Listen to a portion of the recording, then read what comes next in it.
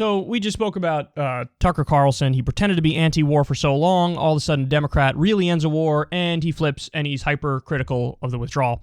Well, here we have this nominal straight reporter, Richard Engel, who's on the ground in Afghanistan, and he's going to use that position of authority of, being an investigative reporter on the ground. He's going to use that to push for full neoconservative imperialism. Watch. The worst capitulation of Western values in our lifetimes. You left behind. I went to Afghanistan. I arrived a couple of weeks ago. It was a republic backed by the United States, backed by the West. Now it is an emerging Islamic emirate trying to find its way. Oh, you mean like Saudi Arabia and the UAE and a bunch of our top allies? Oh, it's an Islamic emirate. Okay, here's what pisses me off about this. Everybody likes to pretend that guys like Richard Engel, he's not an opinion guy. He's just a straight reporter. Just the facts, sir. That's all it is. He's just giving you the facts. He's just giving you the information. He's just giving you the data. There is no ideology. There is no filter through which he views the world. And that's how everybody views him. And this is the lie that mainstream media tells you.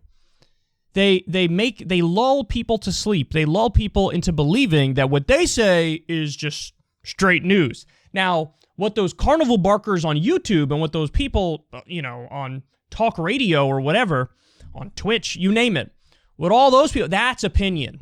That is biased. That's from a particular perspective, but not Richard Engel. He's giving you the straight dope. That's what he's doing. He said this is the worst capitulation of Western values. The worst What are the Western values? Allying with warlords with child sex slaves, because that's what we did. Bombing weddings, because that's what we did. Are these the Western values you're talking about? Well, no, Western values means human rights and women's rights and freedom and democracy. Imagine being a grown-ass adult and thinking, that's why we wage wars. That's why we were in Afghanistan. Freedom and democracy and human rights and women's rights.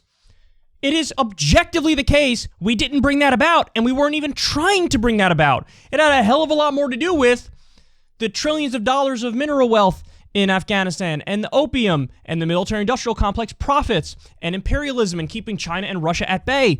That's what this had. He doesn't entertain any of that at all, even though those were the real motivations for us being there. He buys the line, hook, line, and sinker. Oh, this is about Western values and making sure that we bring about peace and stability and freedom and human rights, which is why we propped up warlords with child sex slaves. He says it was a republic, talking about Afghanistan. You don't think that's editorializing? You don't think that's an opinion? Ghani, the president, was a puppet president. He used to be a professor. They stole the election for him. They stole the election. The second there was a hint of a Taliban takeover, homeboy took $170 million in cash and ran out the back door with it. This was a republic. Why? Because you went to Kabul and you saw some women walking in the street without head coverings? That's why? He's incredibly biased, and he's a rube, and he buys everything that's fed to him by the military-industrial complex and the CIA and the Pentagon and our intelligence agencies. And this is what you get. You get effectively a corporate robot spewing the line that the State Department wants you to hear. This is the worst capitulation of Western values. We don't even have clean water in Flint, Michigan. Our infrastructure gets a grade of D+ or C- depending on the year. And you want Americans to be concerned about rebuilding Kandahar and Kabul and pretending like we're there to help the people. We don't even care about our own people. Millions of people in this country don't even have health insurance. And you want to tell me my government cares about an Afghan goat herder? The fuck is wrong with you? Grow up. Grow up, Richard Engel. Capitulation of Western values. This was a republic until the Taliban took over. Now it's theocracy. And we don't like theocracy, which is why we're best friends with Israel and best friends with Saudi Arabia and best friends with a bunch of theocracies around the world. We don't like authoritarianism, which is why we in many ways act authoritarian. Spy on everybody, torture people, get rid of habeas corpus and due process. That doesn't count. That doesn't count when we do it, because Western values something, things. Oh, God damn it. So this is editorializing. This is opinion. This is pro neoconservatism, pro-imperialism, and they're pretending like it's straight news. So my question for YouTube and all the social media outlets is, you guys say you want to clean up misinformation, clean up misleading stuff. Are you going to pull this down? Are you going to pull this down? Are you going to suspend the YouTube channel of MSNBC or NBC for pushing this propaganda? Because that's what this is propaganda. It's an opinion and they're pretending it's fact. Worst capitulation of Western values. Afghanistan was a republic. Misinformation? Misinformation much? I think that's what that is.